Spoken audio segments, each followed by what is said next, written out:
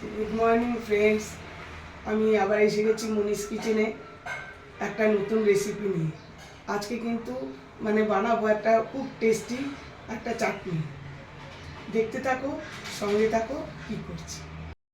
এই যে জলটা গরম বসিয়েছি, এর মধ্যে আমি একটু বিট নুন দিয়ে দেবো। একটু বিট নুন দিয়ে দিলাম জলের মধ্যে, আর দেবো কাশ্মীরি লঙ্কার গুঁড়ো, রঙটা খুব সুন্দর আসবে।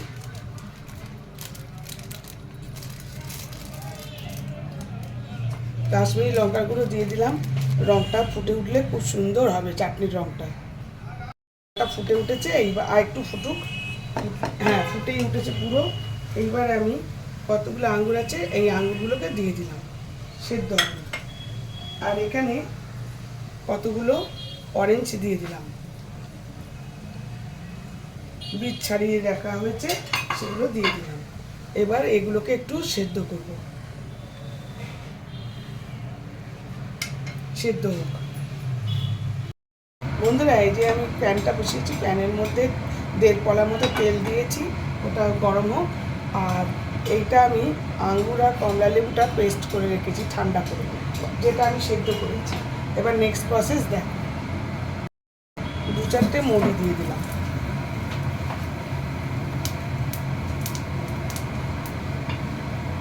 মুড়িটা আলগা একটু করে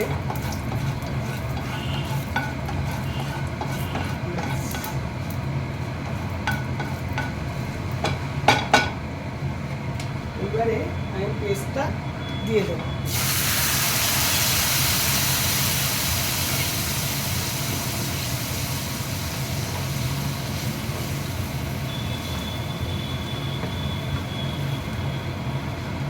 এর মধ্যে যে জলটা ছিল, গরম জলটা যেটাতে ফুটিয়েছি, ওটা দিয়ে এটা ধুয়ে দিলাম, আর এই জলটা এর মধ্যে দিয়ে দিলাম।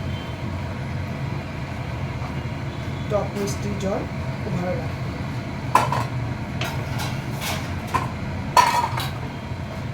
এটা এবারে একটুখানি ফুটুক, আর এটা ফুটে উঠেছে। এইবার আমি এই যে কেটে রাখা, হাফ করে কেটে রাখা আঙুরগুলো দিয়ে দিলাম, আর হাফ করে কেটে রাখা কমলা লেবুগুলো দিয়ে দিলাম।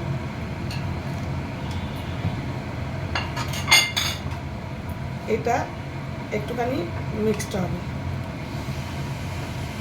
এর মধ্যে আমি একটুখানি এই বিট নুন দেবো। প্রথমে জলে তো দিয়েছিলাম, আবার এর মধ্যে অল্প বিট নুনও দেবো, বেশি দেবো না। আর মিষ্টিটা তোমরা যে যেরকম খাও সেরকম দেবো, আমরা একটু টকটকই রাখবো, বেশি দেবো। এই 2.5 চামচেও ভর্তি নয়, ভর্তি 2 চামচ দিলাম। তোমরা যেরকম মিষ্টি খাবে সেরকম দেবে। এটা এখন একটুখানি হোক, তারপরে নেক্সট প্রসেস। এবারে আমি এটা হয়ে এসছে সুন্দর।